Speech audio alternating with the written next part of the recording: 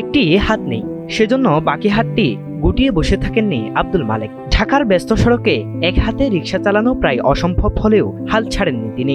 একটি হাতের অভাবের ভেতর লুকিয়ে আছে বেঁচে থাকার এক অবিশ্বাস্য লড়াই। রাজপথে যখন একটি রিকশা ধীরে ধীরে সামনে এগিয়ে যায়, তখন খুব কম মানুষই খেয়াল করেন রিকশা চালানো মানুষটির একটি হাত নেই। তার নাম আব্দুল মালেক। সড়ক দুর্ঘটনা তার শরীর থেকে কেড়ে নিয়েছে একটি হাত, কিন্তু কেড়ে নিতে পারেনি পরিবারের জন্য বেঁচে থাকার দায়িত্ব।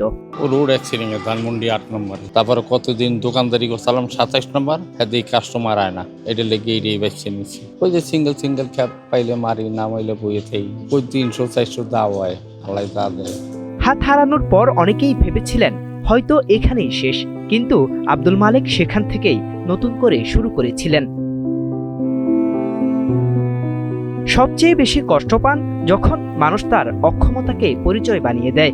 সহকর্মীদের তাচ্ছিল্য আর অবহেলা নীরবে সহ্য করেই প্রতিদিন রিকশার প্যাডেলে চাপ দেন আব্দুল মালেক। কত রিক্সাওয়ালারা চাপাই দেয়, অটো গাড়িওয়ালারা চাপাই দেয়, তারপর কত কথা কয়, কষ্ট তো লাগেই। হাত নাই, অমুক করো তমুক করো, কা রিক্সা চালাও কা, নানান ধরনের কথা কয়। অভাব মানুষের সামনে এমন সব প্রশ্ন ছুড়ে দেয় যার উত্তর খুঁজতে গিয়ে মানুষ অসম্ভবকেও সম্ভব করে ফেলে। আবার দূরে সহিত গাড়ি চালাইতে গেলে আজকে চালাইলে কালকে পারিনি, আমার সেফ মতো আমি চালাই। সামনের দিক দিয়ে আগম কেমনে, এছাড়া তো আর আমার কোনো গতি নেই রে ভাই। যে হাত দিয়ে হ্যান্ডেল সামলান সেই হাত দিয়েই ভারসাম্য রাখেন, আর বুক ভরা সাহস নিয়ে প্যাডেলে চাপ দেন দিনের পর দিন। প্রতিটি মোড়ে থাকে ঝুঁকি, প্রতিটি যাত্রায় থাকে অনিশ্চয়তা, তবুও থামেন না তিনি। এক হাতে আমি কাজ করি, আমি খাইও এক হাতে, সবকিছু এক হাতে। আমি লুঙ্গিও পরি এক হাতে, আমি কেউ সাহায্য নিয়ে লুঙ্গি পরি না, আমারটা আমি নিজে পড়তে পারি।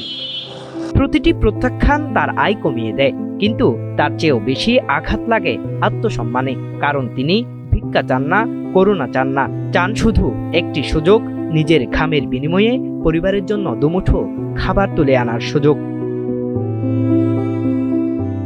জাহেদুল ইসলাম আরিফ, সময়ের আলো, ঢাকা।